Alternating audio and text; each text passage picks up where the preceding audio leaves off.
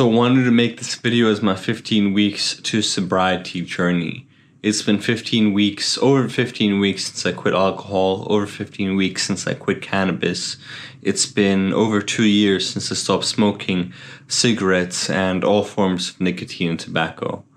Now, I'm someone that hasn't been reading, I haven't been practicing mindfulness habits for the last 2 months, ever since I got sick with E. coli and a stomach bug. I haven't been going to the gym, so my mental health has been deteriorating.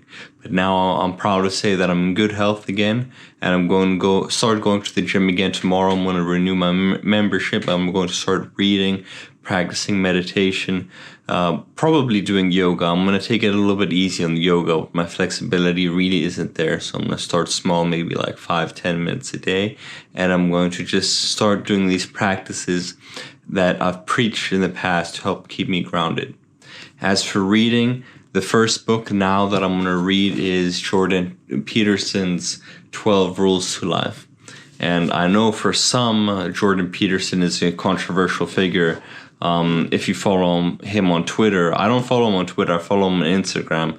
But some of the stuff that he tweets out is a little bit controversial. But I'm of the opinion you don't have to agree 100% with what someone says to gain value and to gain lessons from them. I think in today's digital world, we really like to bubble ourselves up in these small social circles and only follow and only interact with people who share the same opinions and who share the same mindset as us. And that's not necessarily so healthy, because it doesn't allow us to have a proper dialogue where we can interact and share thoughts and have meaningful discussions and have debates with one another in a civilized manner.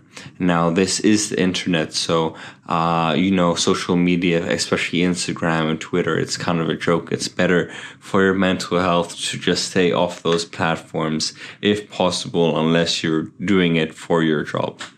That being said, I just want to say that these 15 weeks, well, now it's been a little bit over 15 weeks, but I kind of want to just have these videos in chronological order, have been some of the best weeks of my life. I have definitely felt like I have had my ups and downs. Certain times I've had fears of missing out, but at the end of the day, I just took a walk down Soy Cowboy the other evening. I was just walking around Bangkok. And I just wanted to see what Soy Cowboy was like at night, because I've never walked down that street at night. I've only walked down during the day. And I realized to myself, at least personally, that I'm not missing out. I saw people a lot older than me engaging in activities which I would call debauchery. There were bar girls, there were old men drinking, and I didn't really see a younger crowd. So for me, I feel like I'm not missing out on much, to be honest. I'm 27 years old. A lot more meaningful things for me to be doing on a Friday night than sitting down in a place crowded with girls dressed in these scantily clothes or drinking beers or things like that. I would rather, to be honest, I'd rather be having dinner with friends. I would rather be having meaningful interactions. I'd be rather spending my time with genuine people, forming genuine connections, rather than outside partying and clubbing. I'm not here to demonize that way of life. If that's you, then go for it. As long as you're living your best life and living healthy and you're happy with your decisions, then who am I to tell you how to live your life? I'm just speaking my truth and what's best for me. And now I've been traveling a lot these past few weeks.